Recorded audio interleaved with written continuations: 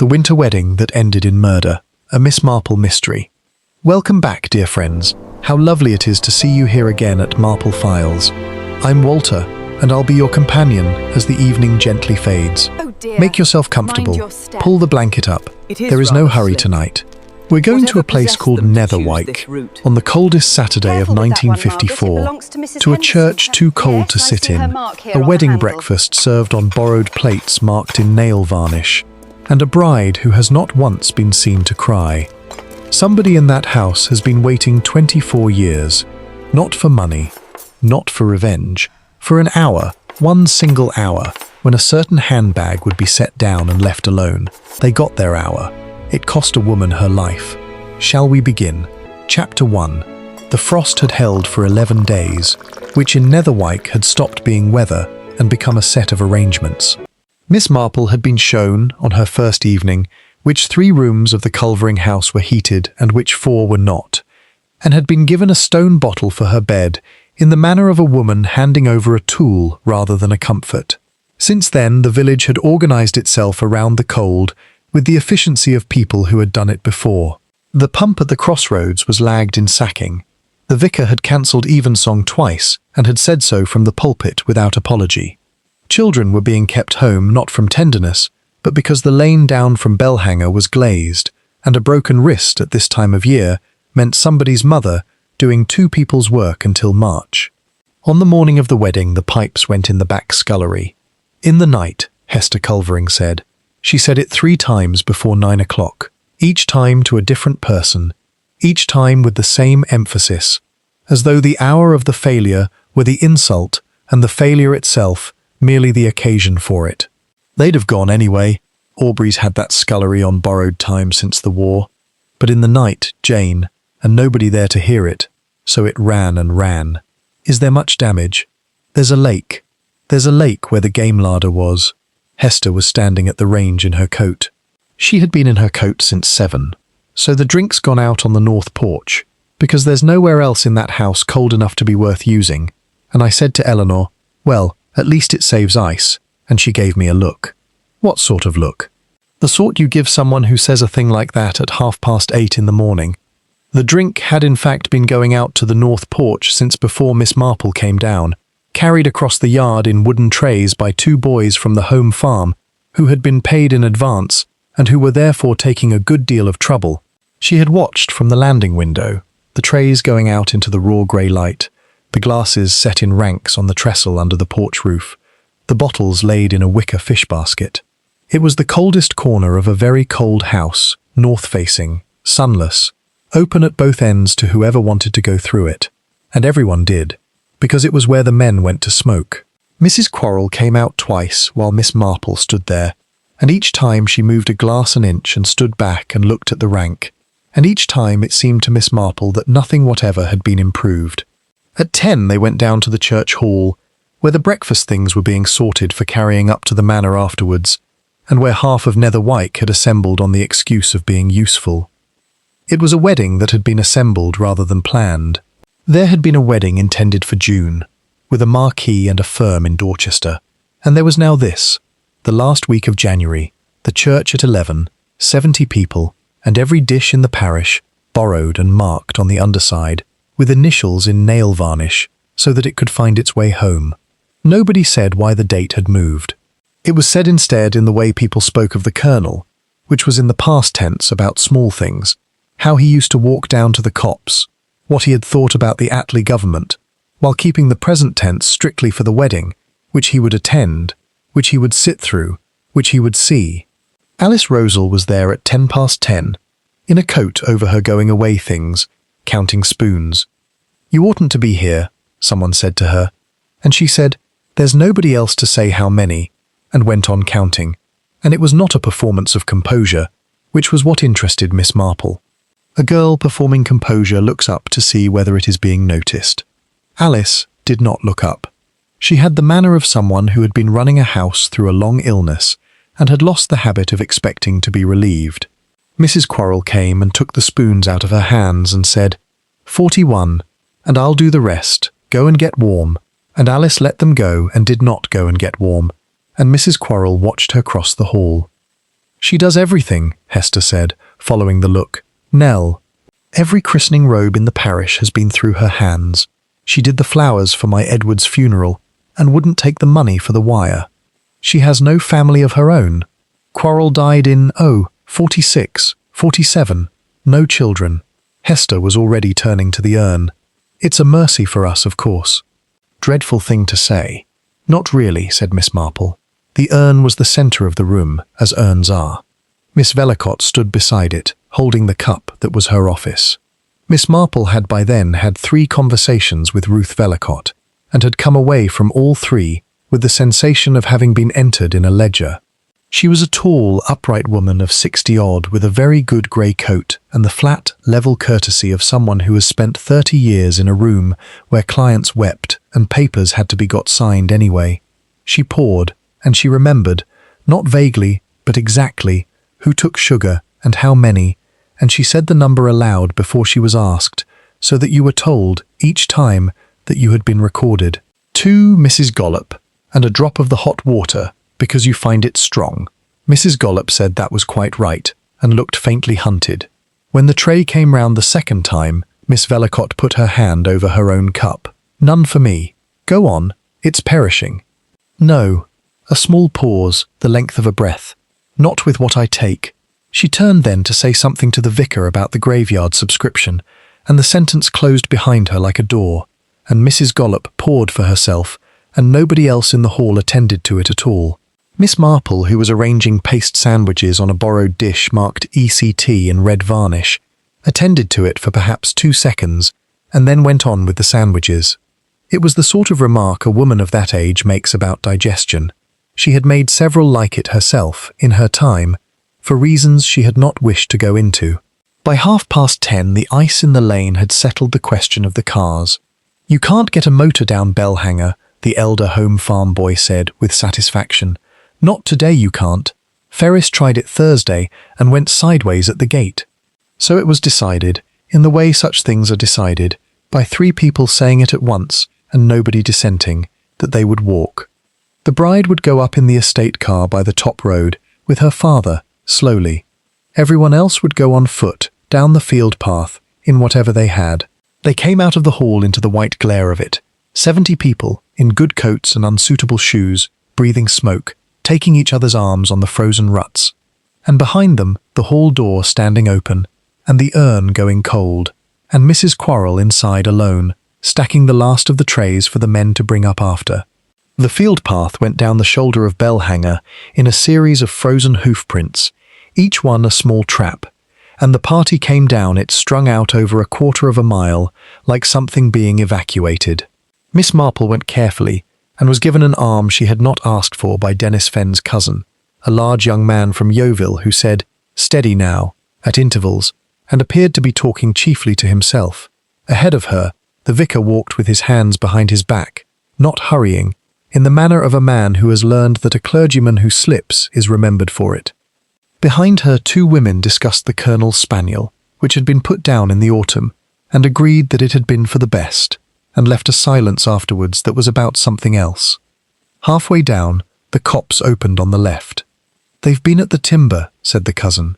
The cuts showed pale where the frost had not yet greyed them, a dozen stumps more, running back into the trees in a line that had been made by someone working methodically rather than taking out what was rotten.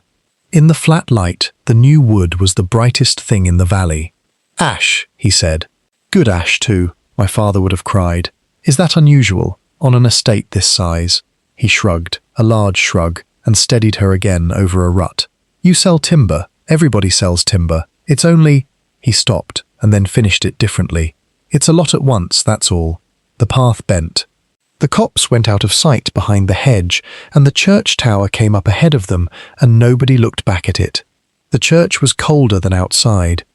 It had the particular cold of stone that has not been warm since October, and the 2 paraffin stoves in the aisle had been lit at 8 and had made a smell and no difference. People kept their coats on. The flowers, which had come up from a hothouse at Wyker Bass and had been paid for by somebody who had not wished it mentioned, stood in the chancel already beginning to look surprised. Miss Vellicott sat on the bride's side, 4 rows back, upright, with her hands folded on the crocodile handbag in her lap. Miss Marple observed it as one observes a hat. It was a good bag, old, well kept, with a brass clasp polished bright by use, and it had come down the field path on Miss Vellacott's wrist over ice that had put 2 people on their knees. There were women who took their bags to church. There were fewer who took them to a wedding, where there is nothing to pay for and nowhere to go afterwards but the house you have come from. Miss Marple had known one such at home, Miss Hartnell, who carried hers because she believed the vicarage help went through pockets, and had thought at the time that a bag carried everywhere is not usually about what is in it. It is about the hand having something to hold. Then the door at the back opened and the cold came in, and everyone stood. Alice Rousel came up the aisle on her father's arm, and it was the arm that took the attention, not the dress. Colonel Rousel had been a big man. The coat he wore had been made for a bigger one, and he walked with an exact economy, placing each foot, breathing through his nose in a measured way that a certain kind of person in that church recognized and looked away from.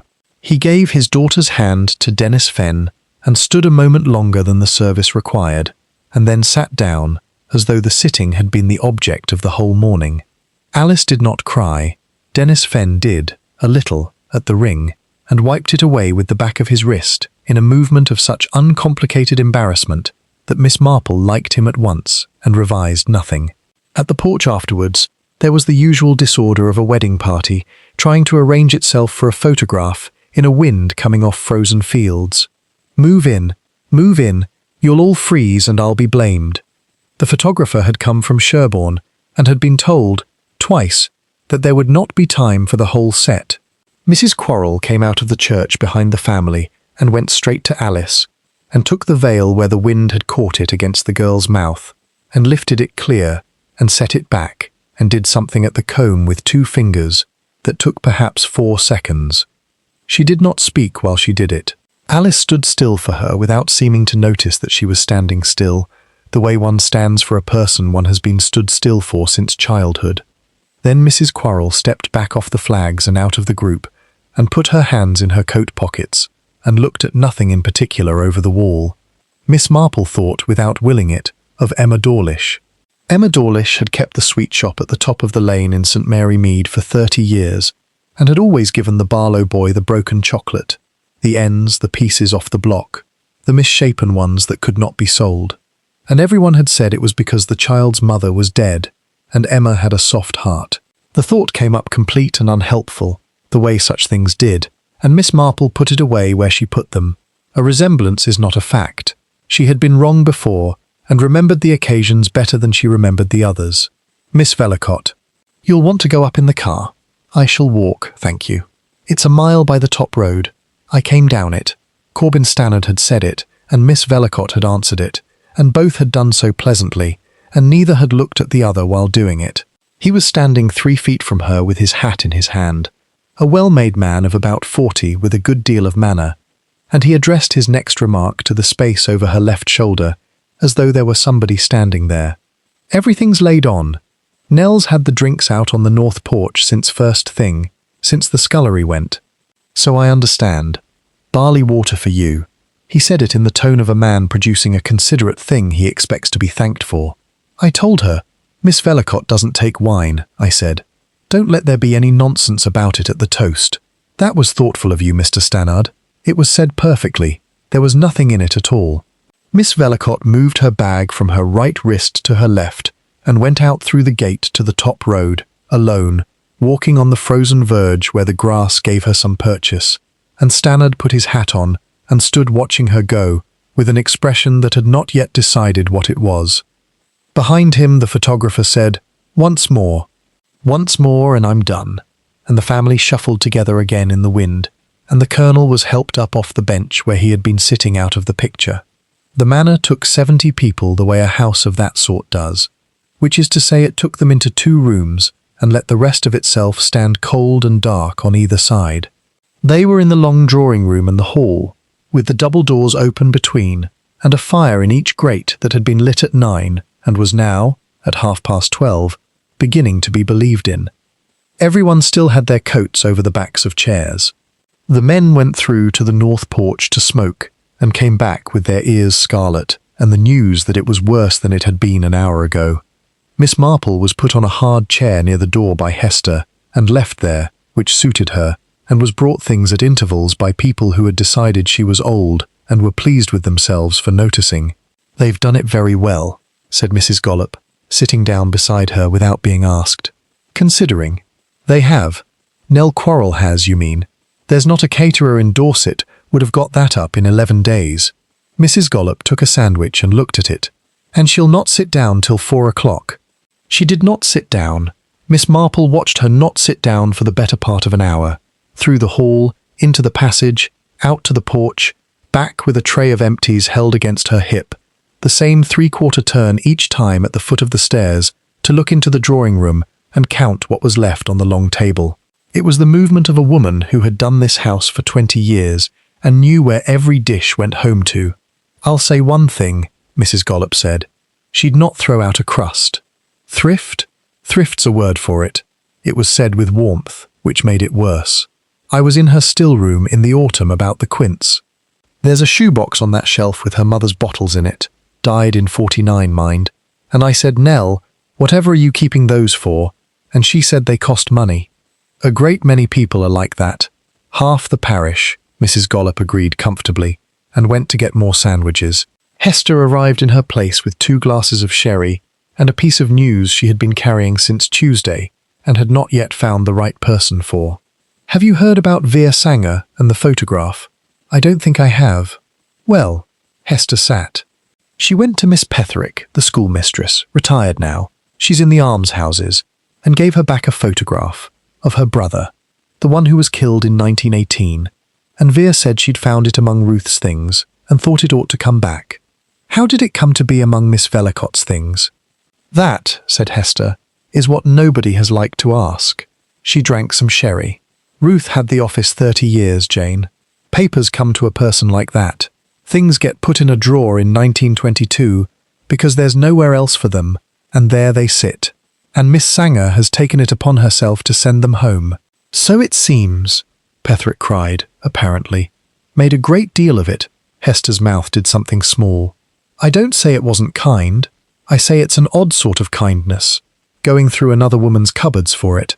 Miss Marple turned her glass by the stem and said that it was, and let it be. Across the room, at the long table, Miss Vellicott stood with her back to the window and her bag on her wrist, being spoken to by the vicar about the graveyard subscription for the second time that day, and answering him in the same flat, exact register, and not moving her feet at all. She had been standing in that one place for 40 minutes.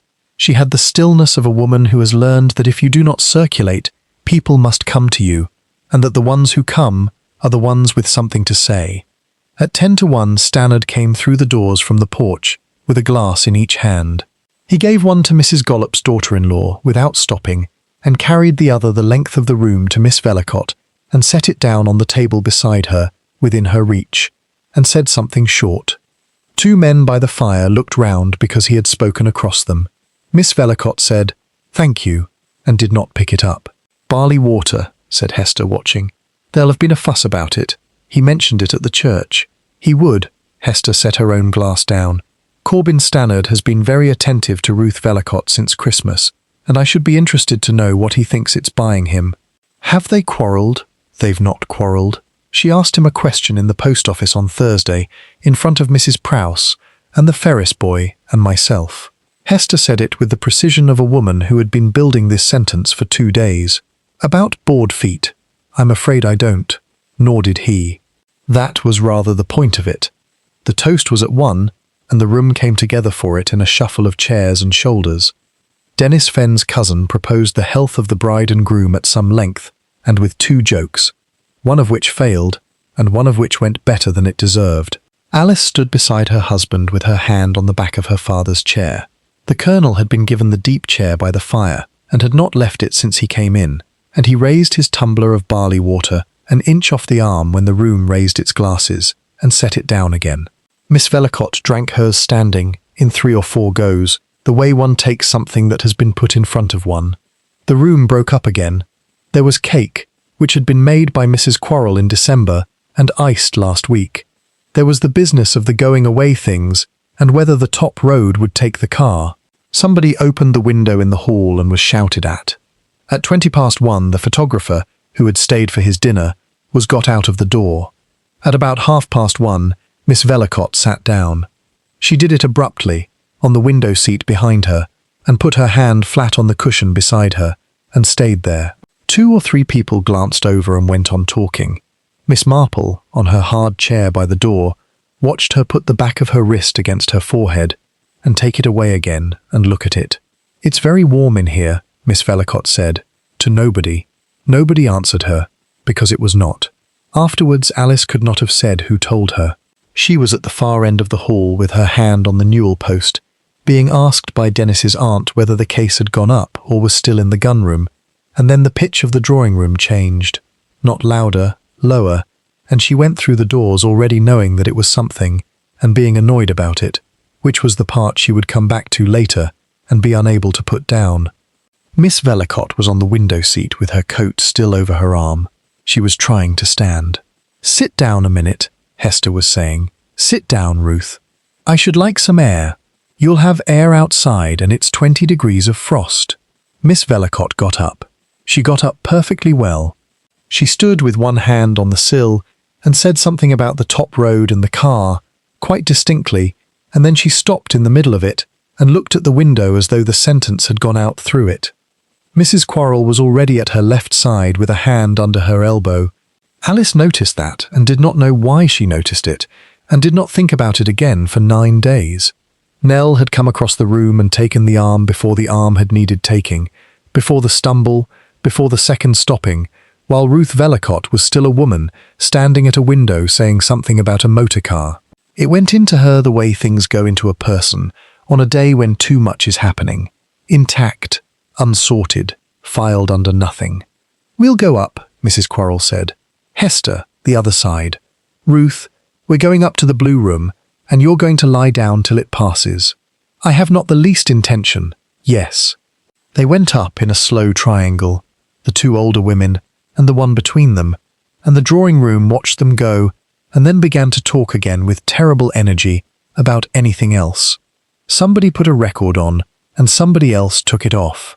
Alice went to follow, and her father said her name. He had not raised his voice. He never did now. He had none to raise. He was in the deep chair with his tumbler on the arm, and his hand flat over the top of it. And when she came, he said, "Leave that to Nell. Go and see to your guests. It's my wedding, not a whist drive." That's why. So she went and saw to her guests. She stood in the hall and said that Miss Vellicott had come over faint, and that it was the heat, which everybody in earshot accepted immediately and gratefully, in a room where nobody had taken their coat off. She had cake cut. She got Dennis's cousin talking to the Ferrises, which was like putting out a fire with a bucket of something else, and it worked. She was, for 11 minutes, an extremely competent hostess, and she has since wondered how she looked. At about 1:45, she went through to the kitchen passage to find someone to take a jug of hot water up. Ivy Gollop came down the back stairs.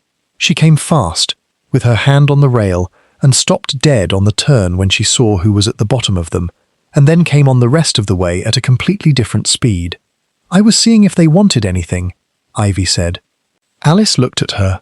The girl's hands on the rail were cracked open across the knuckles the way they were every winter, red and split and shining with the grease she put on them, and she had them half behind her now out of a habit that had nothing to do with anything. And the back passage, which smelled of paraffin and wet stone, and the drains under the scullery, smelled of violets. Did they? "No, miss." Mrs. Quarrel said to leave off. "Get me a jug of hot water, and take it to the blue room." "Yes, miss."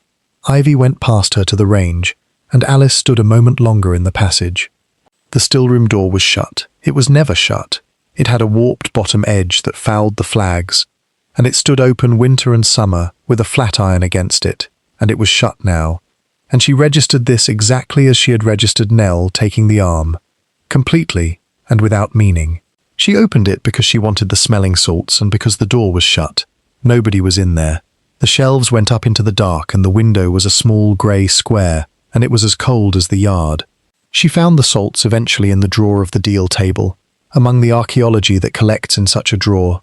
String, a curtain ring, a bicycle lamp with no glass, 3 keys to nothing, a bundle of luggage labels, and a hat pin with a jet head, bent at about 1/3 of its length into a shallow angle, lying loose on top of the labels. She moved it aside with one finger to get at the salts and shut the drawer with her hip. Dr. Hollins came at 2:10 and went up without taking his coat off.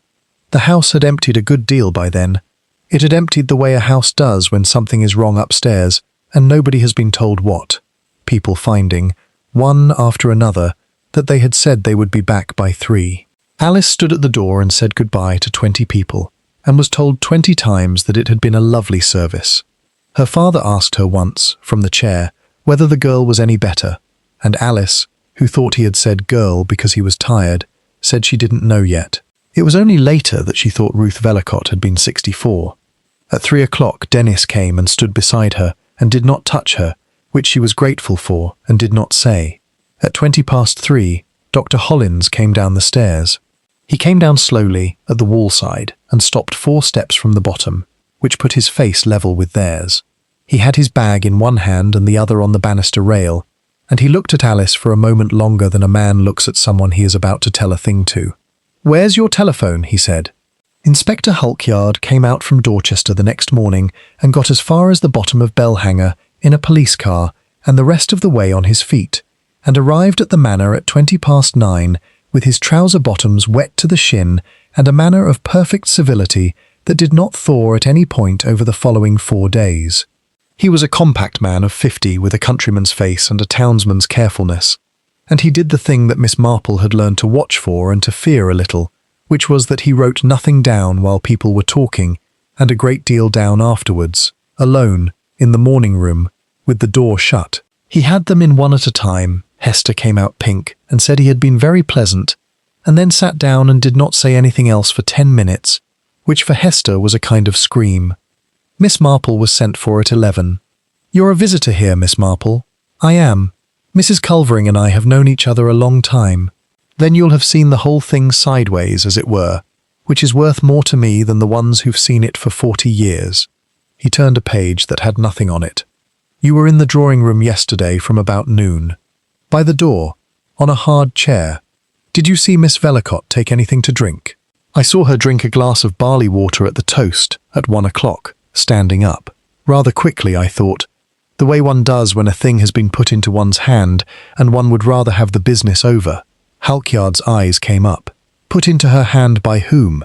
Mr. Stannard set it down beside her. "On the table. He came in from the porch with 2 glasses and gave one to Mrs. Gollop's daughter-in-law on his way across." "And before that? Between noon and 1? "Nothing at all. She stood at the end of the long table with her back to the window for the best part of an hour, and did not move from it." Miss Marple folded her hands. People came to her. He wrote that afterwards, and it was in his notebook when the thing came apart, and she was sorry about it later, in a way she did not entirely think was fair to herself. The trouble with the porch was that it was not a room. Hulkyard went out to look at it at midday, and Miss Marple, who was going nowhere, went as far as the passage door and looked too. The trestle stood under the roof with the glasses still on it, 3 ranks of them, and the wicker basket at the end, with the necks of the bottles in the straw. Both ends of the porch stood open to the yard. The flags were black with the traffic of 100 boots. Behind the trestle, the wall of the house went up windowless to the gutter, and the outer wall was a low parapet a man could sit on, and had, judging by the cigarette ends in the dead ivy. "Since when?" Hulkyard said. "Since about 8, said Hester. "The boys carried it out before 9, certainly. The pipes had gone in the scullery, you see, and there's nowhere else." "And who was out here?" "Everyone was out here," said Hester, with something between apology and exasperation. "It's where they smoke." He asked her to say who, and she began, and after 7 names she stopped and said, "I can't do it, Inspector. I could say who wasn't, and I'd be wrong about that too." Miss Marple said nothing at all. She was thinking that a tray of drinks in a dining room is a tray with a servant somewhere near it, and that a tray of drinks on a north porch on the coldest day of the year is a tray nobody stands beside, because nobody would, and that this had been true for 5 hours. The village had its man by Sunday evening. It reached her in the ordinary way, which is to say through Mrs. Gollop at the back door with a basin to return, and it had the completeness that these things always have, and the speed that always surprises people who have not lived in a village. "They've had Mr. Stannard in twice," Mrs. Gollop said. "Twice, and the second time he went in his own car, and it's still standing outside the bell now, and I'd like to know how a land agent runs a car like that. I couldn't say. No more could anybody, and that's the point of it." She put the basin down. He fetched her the glass. 4 of us saw it. And she'd had him in the post office Thursday about his figures. About board feet. "So you've heard?" Mrs. Gollop looked gratified and slightly cheated. "Well, there it is. She kept the estate books for the Colonel 20 year for nothing, out of friendship, and she'd got to the timber. The timber was the thing Miss Marple went to look at. On the Monday, walking up the field path in Hester's galoshes, when the sun came out for an hour and made no difference whatever. The cuts were where they had been on the wedding morning, pale and more numerous close to than they had looked from the path. She stood at the gate and counted what she could see and stopped at 19, and observed that whoever had done it had gone in along the line of the ride and taken the straight ash and left the crooked, which was not what a man does when he is clearing. "You want to keep off that ground, Miss Marple. It's like glass under those trees." Corbin Stannard had come up from the yard behind her with a stick and a dog, and neither of them belonging to him, and he stood at the gate with his hands on the top bar and looked into the copse as though he had been asked to value it. "It's a great many trees," she said. "It's 19. He said it before he could stop, and she watched him hear himself say it. "There's disease in the ash all along this valley. You take them out or you lose the lot." "I see. That's what it is." He turned his head and gave her the full weight of a pleasant, open, well-made face, and she saw that he was frightened all the way through, and that it had been going on for longer than 3 days. "You'll hear a good deal in this village, Miss Marple. It's short of things to do in winter. That's true everywhere. They've had me in twice." "So I understand." He waited for her to ask him about it, and she did not, and stood placidly at the gate with her hands in her sleeves, looking at the stumps. And after perhaps 15 seconds of it, he began to talk, which was what she had expected, and told her at some length about where he had been between 1:30 and 2 o'clock on Saturday. It took him a long time to say, and it was full of detail, and none of the detail was the gun room. The theory came to her on the Tuesday morning, and it came whole, which ought to have been the warning.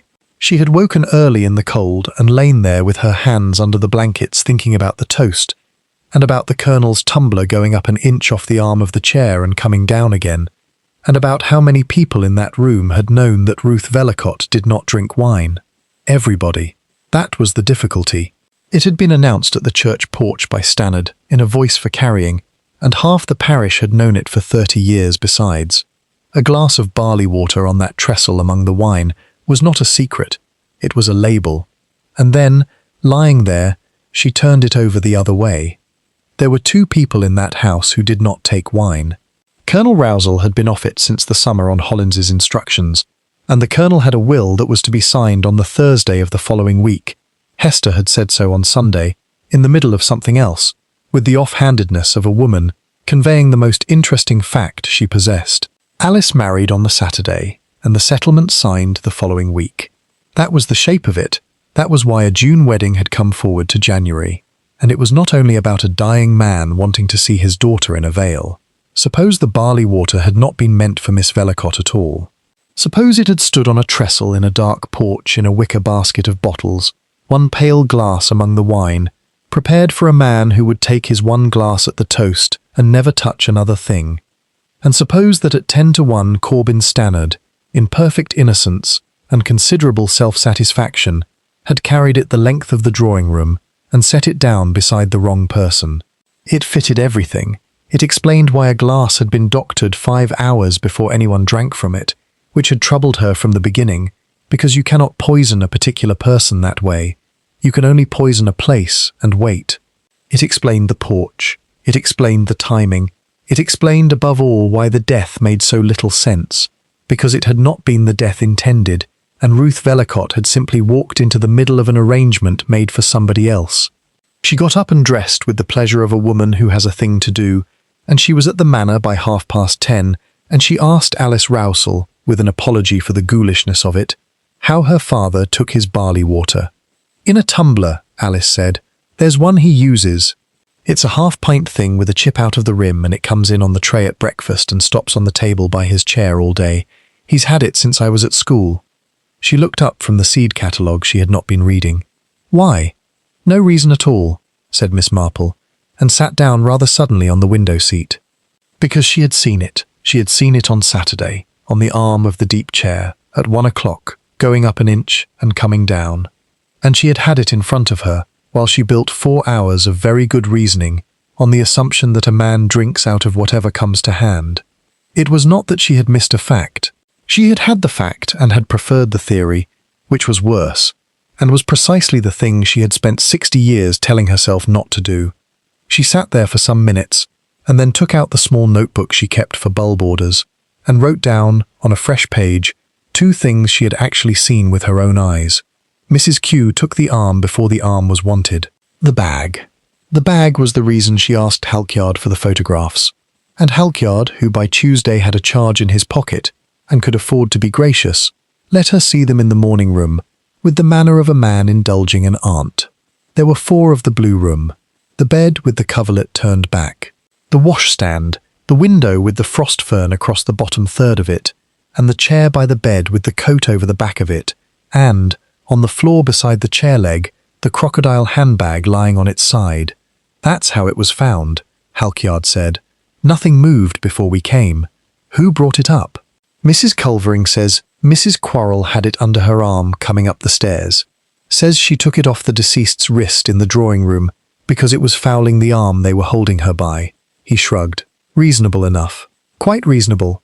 Miss Marple held the photograph a little further off, and then a little nearer. May I ask you something foolish, Inspector? You may ask me anything you like. Has it ever struck you how few women put a handbag on the floor?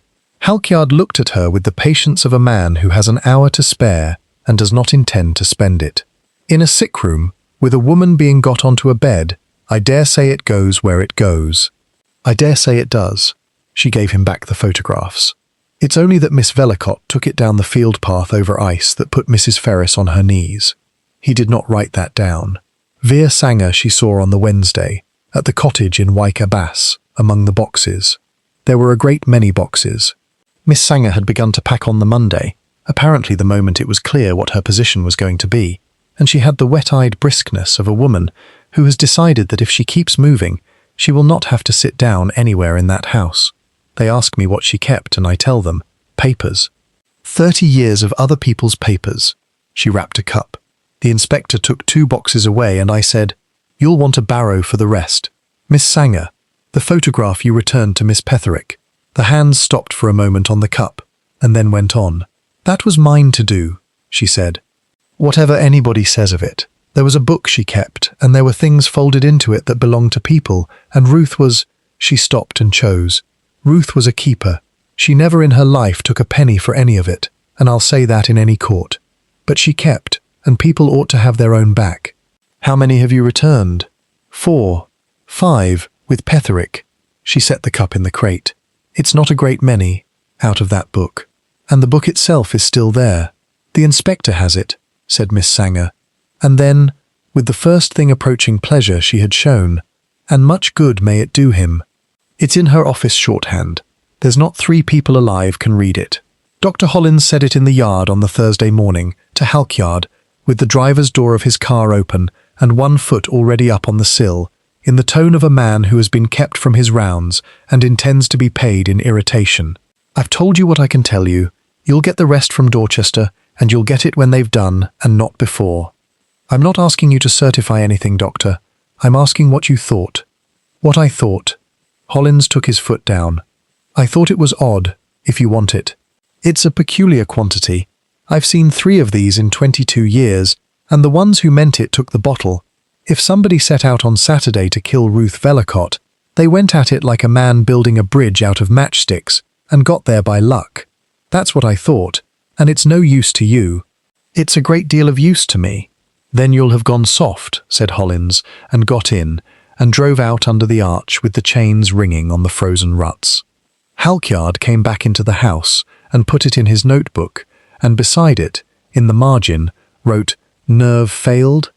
Which was the theory that would let him keep everything else, and which Miss Marple never saw and would have understood entirely. She had heard it from the passage window, and she took it upstairs with her and sat with it for an hour in the cold bedroom in her coat. A peculiar quantity. She had come at the whole thing from the wrong end, and so had everybody. And the reason was the simplest one in the world. A woman had died, and death is so large that it eats everything nearer than itself. But the arrangement on the north porch had not been an arrangement for killing. You could not kill a particular person with it. A poisoner who wanted Ruth Vellicott dead, and had 5 undisturbed hours, and a shelf of her mother's medicines, would not have measured out a doubtful amount into one glass, and gone back to laying trays and hoped. Unless the amount was not doubtful, unless it was exact for what it was meant to do. She sat quite still. Suppose you did not want a death at all. Suppose you wanted an hour in which a woman would go queer and hot and unsteady in a crowded room, and be exclaimed over, and be taken upstairs by 2 other women, and laid on a bed, and be, for a while, the entire attention of the house, and be, for the same while, not in possession of herself. And in that hour everything belonging to her would be somewhere else, set down, carried up under somebody's arm, put on a chair, or beside a chair, or on the floor. It was not the drink that had been the object. It was the 20 minutes on the other side of it. Miss Marple got up and went down and asked Hester where Ivy Gollop lived. The Gollops had the second cottage on the Wyke Road, and Ivy was in the wash-house with her sleeves up, and did not want to talk, and talked. I never went in the blue room, and that's flat. I never went past the door. I'm quite sure you didn't. It wasn't the blue room I wanted to ask you about. The girl's hands were in the water, and she left them there. The cracks across her knuckles had opened again in the wet, and she kept them under the surface, where they could not be looked at. Miss Rousel saw me on the stairs, she said. She'll have told you. She told the inspector you were seeing whether anything was wanted upstairs, and the inspector wrote it down, and there it is. Miss Marple sat down on the mangle bench uninvited, in the manner of a woman whose legs were 68, and said so. Nobody has troubled you since, and nobody will trouble you on my account. I should like to ask you about a door on the ground floor. What door? The still room. Ivy took her hands out of the water and dried them on her apron, 1 finger at a time. It was shut, she said. Yes. It's never shut. It sticks. You have to lift it on the hinge, and there's the flat iron keeps it back, and it's been open since before I come there. She looked up. I come down the back stairs and it was shut, and I thought, somebody's been at the cake. What time was that, do you think? After they took her up. 10 minutes after, near enough. I heard the doors go, and I waited a bit, and then I come down. The apron was quite dry by now, and she went on with it. There wasn't a sound in there. I stood in the passage a good while. Why did you stand? Ivy looked at the window for a moment and then said, with the flatness of a girl who has decided the smaller shame is the one to give, because I'd been up in Miss Rousel's room with her going-away coat on, and I didn't want to come out into anybody. I see. I never took nothing. No, said Miss Marple. It's a very good coat. They charged Stannard that afternoon. It went round the village before he was out of the county, because Mrs. Prowse's boy had been at the crossroads when the car went through, and by 6 o'clock there were 3 separate people who had always said so, and 2 who had known him for a wrong-un at the Michaelmas sale in 1949. Hester heard it at the door and came back into the room white about the mouth, and sat down and said, Well, he has been stealing timber, said Miss Marple. He has been stealing everything, Jane, from a man who is dying, for 3 years, and Ruth had the figures. Hester put her hands flat on her knees. And I shall be asked to say what I saw, and I shall say it, and it will be perfectly true, and he will hang on it, won't he? He may. You don't think it was him? Miss Marple did not answer that at once, and the fire made its small collapse in the grate, and outside the frost was already going over the yard again, for the 12th night running. I think, she said, that a man who has been stealing timber for 3 years, and forging returns for 3 years, is a man of very considerable patience, and that people of that sort do not, in my experience, hand a glass to their victim across a crowded room in front of 4 witnesses. Then who? I should like to know what became of a page out of a book, said Miss Marple. She went to Wyke Abass on the Friday in the carrier's van, and found Veer Sanger down to the last of the boxes. "December," Miss Sanger said. "You'll want it exact, and I can give it you exact, because I did the accounts on the 29th, and the book was on the desk, and I had it open in my 2 hands to get at the blotting paper." She sat down on a crate. There were things folded in it all the way through. Letters, and a marriage line that belonged to the doors, and papers off the office. It was fat with them. I'd been taking them out one at a time and sending them home, and she never missed one. How could she not miss them? "Because she never read it," said Miss Sanger. "That's what none of you understand. She wrote in it and she shut it. She'd not looked at 1930 since 1930. You know what was in 1930? The hands went into the lap and stayed there. "I know what was folded into it," Miss Sanger said. "A carbon, typed. 4 sheets pinned, and the pin gone rusty into the paper. I never read past the top of it because I'd no business to, and because I knew the name at the head of it, and there's people in that village would be hurt to their graves." She looked up with her eyes running and her chin perfectly steady. "It was there in December. I'd put my hand on it. And now, the inspector has the book. There's no carbon in it. I looked, on the Monday, before ever he came, and I'll tell you why I looked." A pause. "Because when they said Ruth Vellicott was dead, that was the first thing I thought of. God forgive me. Miss Marple came back along the top road in the early dark, and walked the last quarter-mile from the crossroads, and went into the manor by the yard, because the yard was where the boiler house was. The boiler house was warm, which nothing else in Dorset was. The furnace door stood open on a bed of ash a foot deep, drawn out and raked over and drawn out again. 11 days of it, and there was nothing in it, and there was never going to be anything in it. And she looked at it for perhaps half a minute, and then went along the passage to the still room. The door had the flat iron behind it. Somebody had put it back. She stood in the doorway without going in. The shelves ran up into the dark, the small grey window, the deal table with the drawer. Above the door, on the top shelf, where a short woman would need the steps and a tall one would not, a shoebox, with the string gone slack round it. "They cost money," Mrs. Gollop had said, warmly. "Half the parish is the same." And it was true. It was true of Miss Marple's own kitchen cupboard at home, where there had been a bottle of her mother's for 11 years, before Miss Knight threw it out and was thanked. She did not touch the box. She did not open the drawer, though she had a very good idea what was in it, and had had since Tuesday, when Alice Rousel, being asked something else entirely, had said she'd got the salts from among the string and the labels, and a hat pin somebody had bent. Nobody in that house had worn a hat with a pin in it since the war.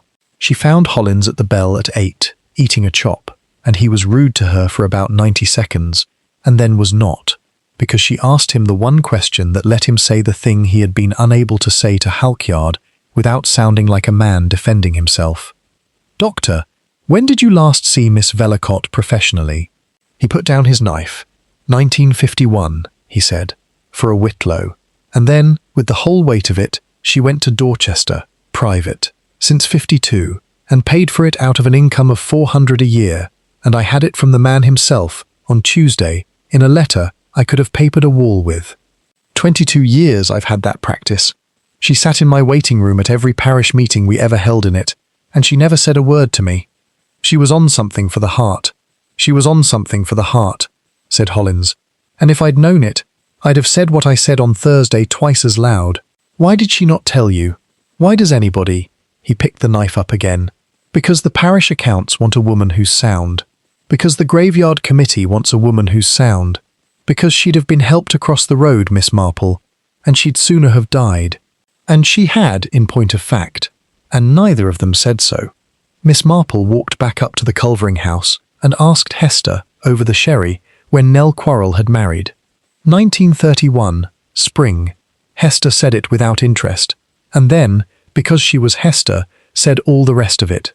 She'd been away the year before, Bristol, an aunt or a cousin, something of that kind, and came back in the autumn and married Quarrel inside 6 months, and everybody said she was mad, and she was. He was 44, and he had the mill and a temper on him. And she came back to Nether Wyke, and she has never in 24 years slept a night out of this valley that I know of. And Alice was born in the same year, March of 30. Hester's glass stopped halfway. "Jane, how was Mrs. Rousel's health that year?" "Poorly," said Hester slowly. "She was always poorly. She was in Switzerland the whole of the winter, and Aubrey went out to her at Christmas, and the child was born out there or as good as, and Ruth Vellicott did all the papers of it, because the firm did everything for that family." She set the glass down on the table without looking at where the table was. "I am not going to say the next thing." "No," said Miss Marple. "Nor am I, yet." She lay awake a long time that night, and the frost came down harder than it had come all month, and somewhere towards 2 o'clock she thought of Emma Dawlish, and did not put it away this time.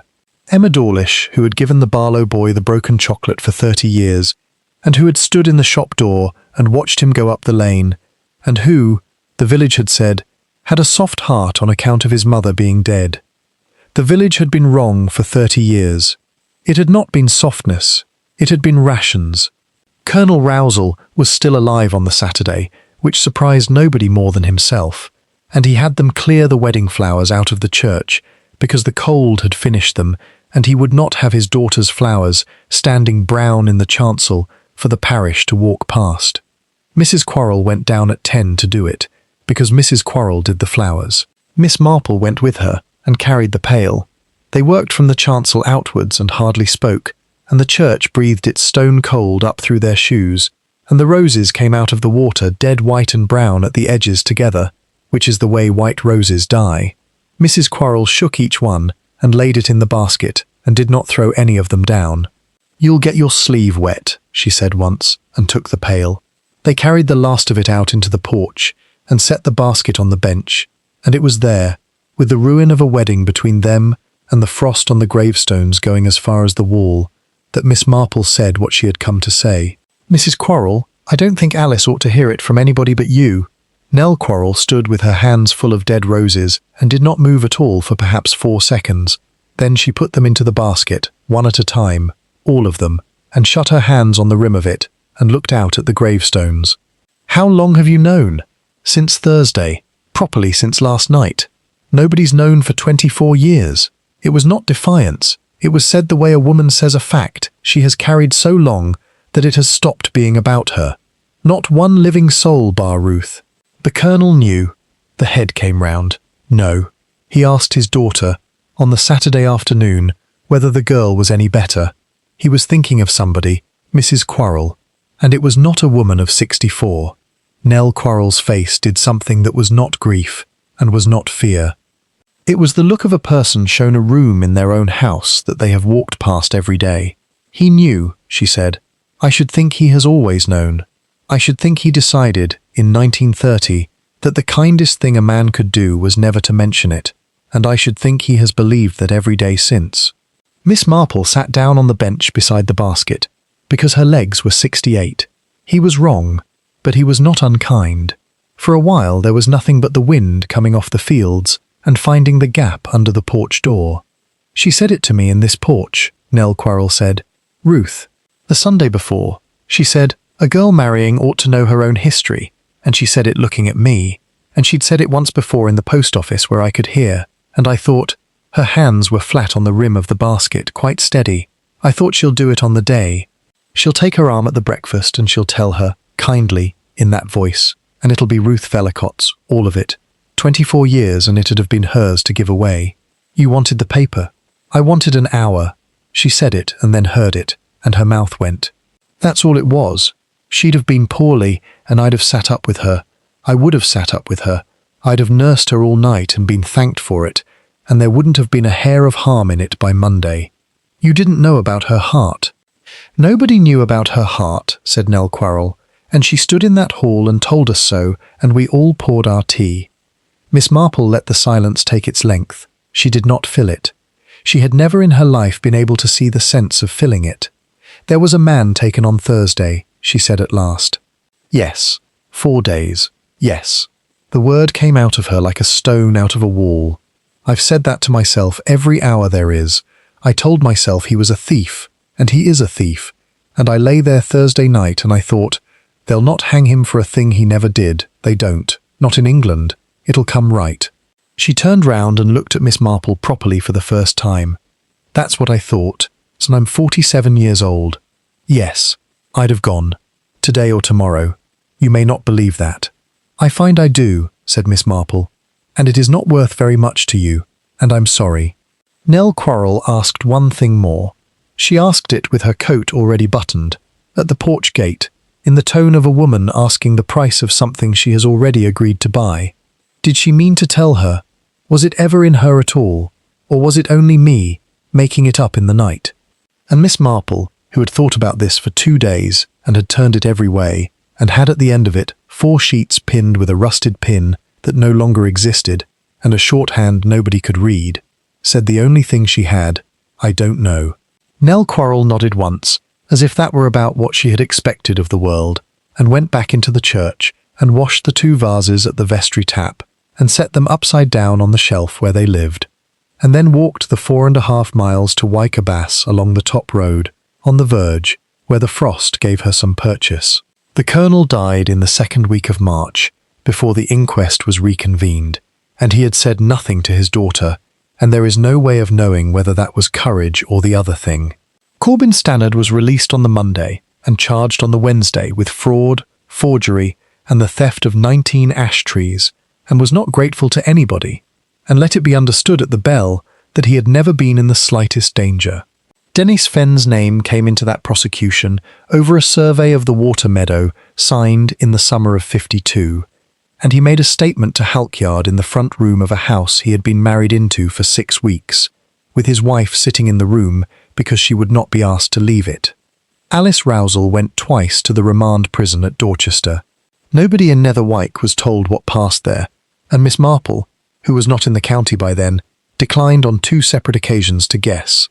Vere Sanger got the daybook back in April, when the police had done with it, and did not burn it, and went on sending things home, one at a time, by post, to people who had not asked, and mostly did not want them. On the train up from Dorchester, Hester Culvering, who had held out for 31 miles, said, "Do you think the girl knows?" Miss Marple looked out at the flooded fields going by, the frost gone at last, and the whole valley grey water. "I thought I'd put in 100 of the white narcissus this autumn," she said. "The old sort, not the new. They smell of something,